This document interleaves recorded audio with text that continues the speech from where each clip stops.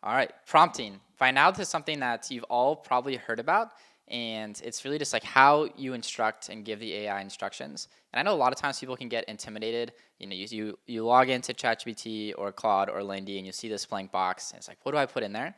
I promise you, it's not that hard, and there's no reason to be intimidated. I'm going to give you three quick, easy tips and how you can turn your prompts into more kind of like professional prompts and just for your own daily use and within Lindy.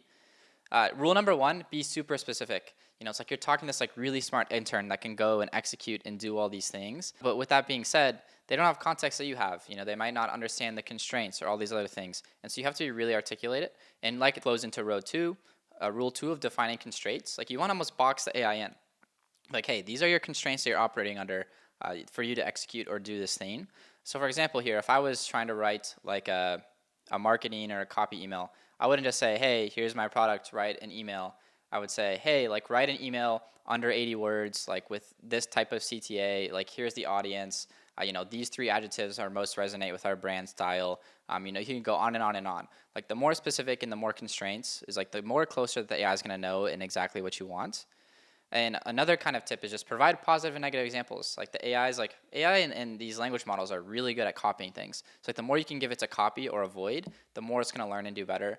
So in that kind of email example, give it a couple examples of like your best sales reps or your best outbound emails, and give it some examples of ones that just suck as well. I think people kind of forget the negative examples, but a combination of all these things that alone will get your prompts like 90% of where they need to be almost every time.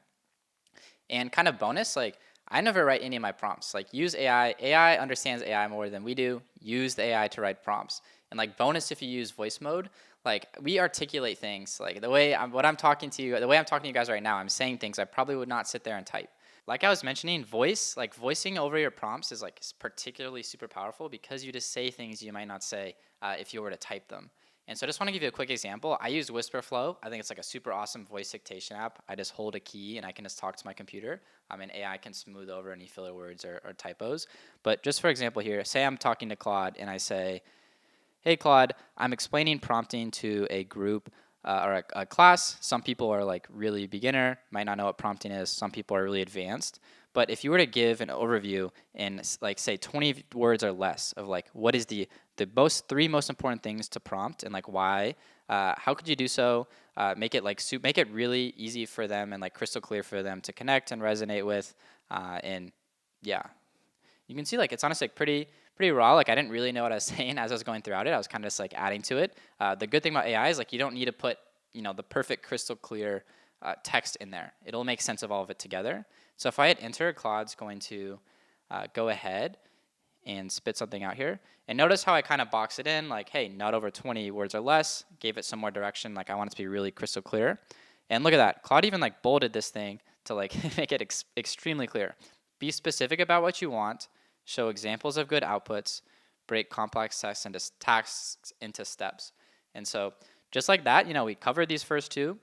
Breaking complex tasks into steps is also super powerful. And yeah, hopefully this helps. Hopefully, if there's anything, honestly, one thing to take away from this like 30 seconds is honestly download Whisperflow and just like start voicing into Lindy, voice into Claude. Hopefully prompting is a little bit less mysterious for you guys.